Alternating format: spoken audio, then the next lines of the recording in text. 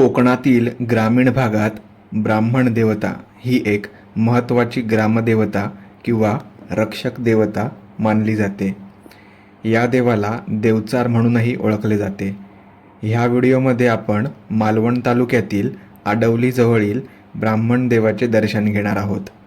तर नमस्कार मित्रांनो, मी संकेत सावंत एका नवीन व्लॉगमध्ये तुमच्या सर्वांचे स्वागत आहे.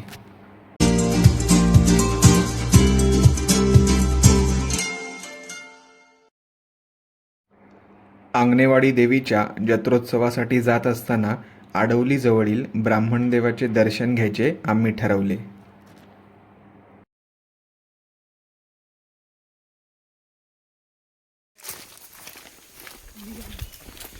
घनदाट जंगल आणि रात्रीची वेळ होती.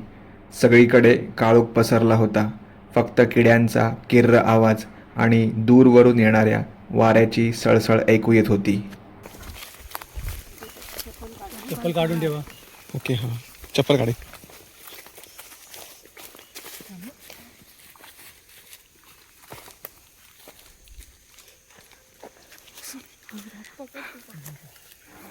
हातात मोबाईलचा फ्लॅशलाईट आणि तोच आमचा वाटेचा आधार. आकाशात चंद्र होता, पण दाट झाडींमुळे त्याचा प्रकाश जमिनीपर्यंत पोचत नव्हता.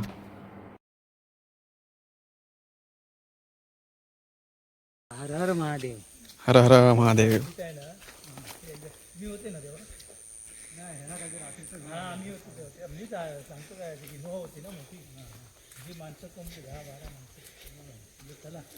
आणि तेव्हा ही वाट छोटीशी होती ना एकदम, इथे बाजूला कट केलंय.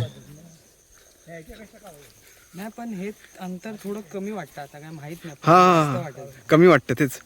काय झालं, आमची गाडी आहे ना इथे वर आली. थांबलोय. हे चप्पल घालायला हात पकडतो. प्रत्येकाच्या चेहऱ्यावर थोडी भीती, पण त्याहून जास्त श्रद्धा होती.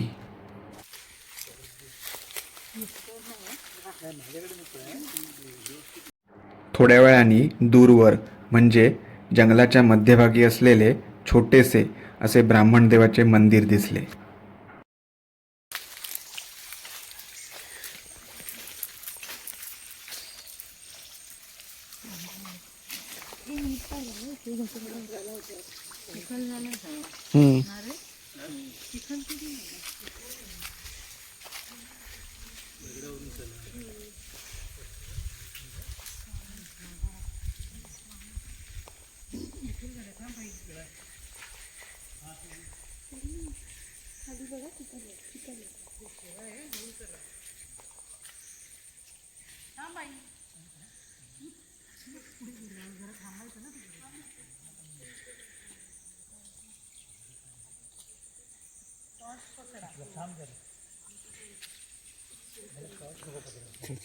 मंदिराभोवती शांतता होती, पण त्या शांततेत एक वेगळीच दिव्यता जाणवत होती. ते काय आणलंय बाटल्या संपल्या. खूप आहेत.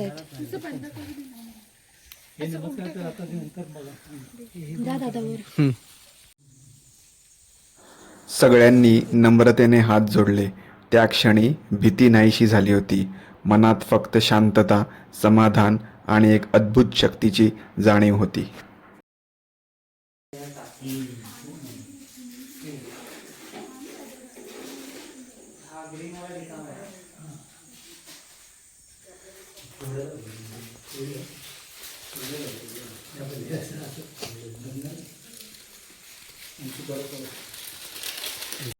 येतोय फोटो? नाही येणार. नाही, फोटो नाही ते. आपण काळू कसं हो आलो होतो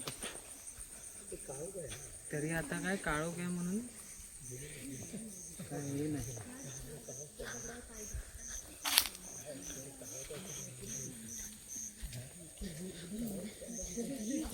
काळोख पडला दुसरीकडे कुठे असलं ठीक आहे.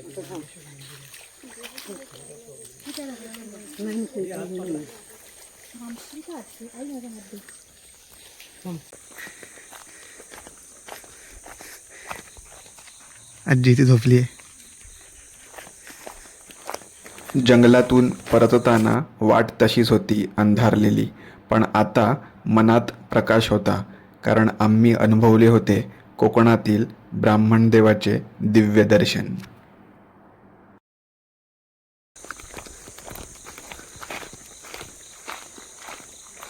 तू टाक तो ब्लॉग मध्ये शब्द रील हां खूप फेमस होईल शब्द.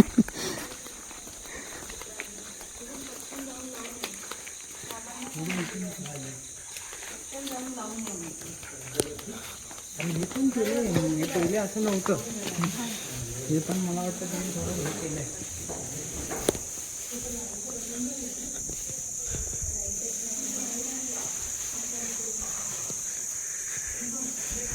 जाता जाता बाजूलाच असलेल्या श्रीदेव गांगेश्वराच्या देवळात आम्ही दर्शनासाठी गेलो. सुंदर मंदिर आहे पण देव गांगेश्वर मंदिर.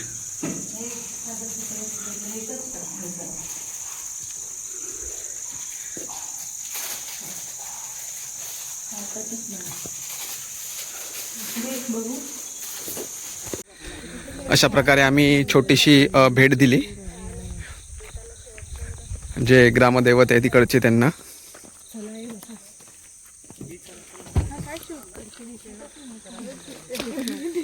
चला आता आपण जाऊया भराडी देवीकडे.